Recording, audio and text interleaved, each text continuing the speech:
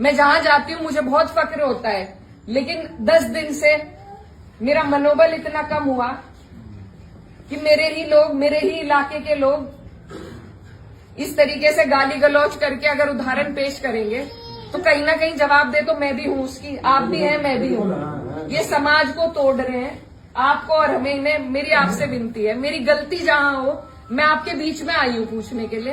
आप मुझे बताओ मेरी क्या गलती है, मेरा क्या रोल था मंदिर के काम में?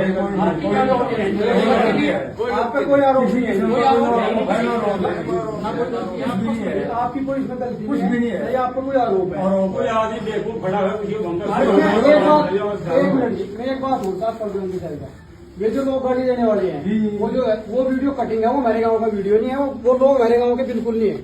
विरोध राजनीतिक रूप से आपको कोई भी विरोध करेगा गाँव में करेंगे, पर मेरे गांव के लड़के थे, बिरा खेड़ी के लड़के हैं, 16-17 लड़के हैं। और इस समाज की तो ये परंपरा है, इस समाज की तो ऐतिहासिक ये परंपरा रही कि पंचायतों में बैठ के हम सारे फैसले कर लेते हैं। बिल्कुल जी।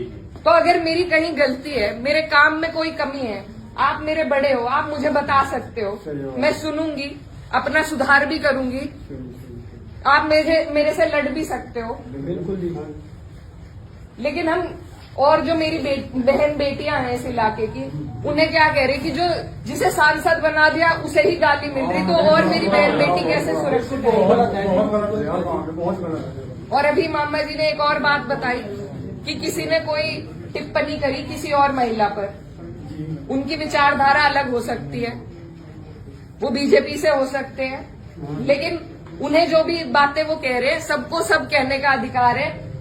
उस व्यक्ति से मुझे कोई, वो तो मेरा है ही नहीं। वो जिस मानसिकता से ये कर रहा है, 1-1.5 साल हो गया जो हार पचाई जा रही है उनसे, नहीं पची, लेकिन ये 3-4 साल तो पचानी पड़ेगी। उसके बाद परीक्षा में मैं भी हूं और वो भी आएंगे।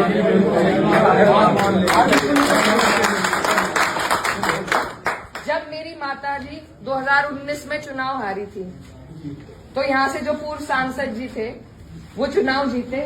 आप हमें एक विवाद ऐसा बता दो जो हमने उनके लिए खड़ा करा हो। हम अपने घर आराम से थे, जनता ने उन्हें मौका दिया, वो जनता का काम करे और जनता फिर खुद फैसला लेगी अगली बार, जो आप लोगों ने लिया।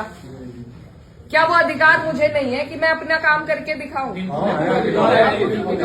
ये प्रयोगशाला जो बना के एक तरीके से समाज को बांट, ये तैयारी 27 और 29 की है, आज की नहीं है। पहले भी ऐसे कई बार करते आ रहे, लेकिन किसी को अगर पछाड़ना है तो धरातल पर रह के पछाड़ा जाएगा। ऊपर से मैन्युफैक्चर हुए ये जो प्रोपेगेंडा है उनसे कोई नहीं हारेगा, मैं नहीं हारूंगी, क्योंकि मैं अपने लोगों के बीच में रहूंगी। तो आप लोगों को मैं बस यही बताने आई कि ये बहुत लंबी सोच से आपको और हमें चलना है। मेरी जो भी गलती है, अभी एक भाई खड़े थे, वो कह रहे थे मंदिर में लाइट नहीं है, उनकी बात बहुत अच्छी लगी। लाइटों की, सुरक्षा की, शिक्षा की, इनकी बात हमें करनी है ना, इन पे लड़ाई लड़ो, लेकिन सिर्फ धर्म और जात पे बीजेपी को सारी लड़ाई लानी है, क्योंकि उसके अलावा उनके पास कोई चारा नहीं है। और अगर मैं खंडन करती हूँ उस लड़के का जिसने उस बहन को कुछ कहा है, मेरा सवाल माननीय पूर्व सांसद जी से है, क्या वो अपने समर्थक का खंडन करेंगे जिनसे वो मुझे गाली दिलवा रहे हैं? क्या उनके घर में बहन बेटी नहीं है? सही है जी सवाल। मेरा सवाल सीधा सिर्फ उनसे है कि उनका अत्यंत नजदीकी समर्थक, पहले मुझे मुल्ली कहा गया, मुझे आतंकवादी कहा गया, मेरे बाप तक को गाली दी गई, मेरे भाई को कहा गया। जो लोग ये पूछते हैं कि मेवात वालों को माफ कर दिया था और उसे क्यों नहीं माफ किया, उन्हें मैं ये बताना चाहती हूँ कि ये पहली घटना नहीं है, ये पहली नहीं है घटना। और सीधी सीधी जो गंदी गालियां दी गई हैं, वो सिर्फ मेरे नहीं लगी, मुझे नहीं फर्क पड़ता, न उस व्यक्ति से पड़ता, न उसके चरित्र से पड़ता, न उसकी बोली से पड़ता, लेकिन जो संदेश समाज में जा रहा है। और मुझे खुद कप्तान साहब का फोन आया कि आप तहरीर भिजवाइए, मैंने नहीं उन्हें करा, वो भी आज यहीं पे है, कोई भी जाके उनसे ये बात पूछ सकता है। क्या मैंने उन्हें करा था कि तहरीर दो? कप्तान साहब ने खुद मंगवाई। और ऐसे लोगों के खिलाफ कार्रवाई होनी चाहिए।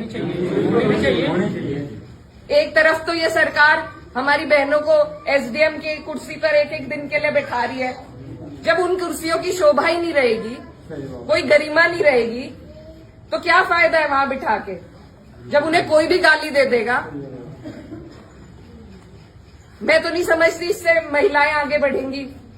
ये मेरा अकेली का विषय नहीं है, ये इस इलाके की हर उस महिला का विषय है जो लड़की पढ़ लिख कर एक कदम बाहर रख रही है। अगर इसी तरह के गुंडे मवाली बाइकों पे घूम घूम के उन्हें गालियां देंगे, जब वहां की जनप्रतिनिधि को दे रहे हैं, तो कल को क्या गारंटी है मेरी बहनों को नहीं देंगे। कुछ भी नहीं है। तो ये जो प्रथा चलाई जा रही है, इसे रोकना पड़ेगा, इसे तोड़ना पड़ेगा।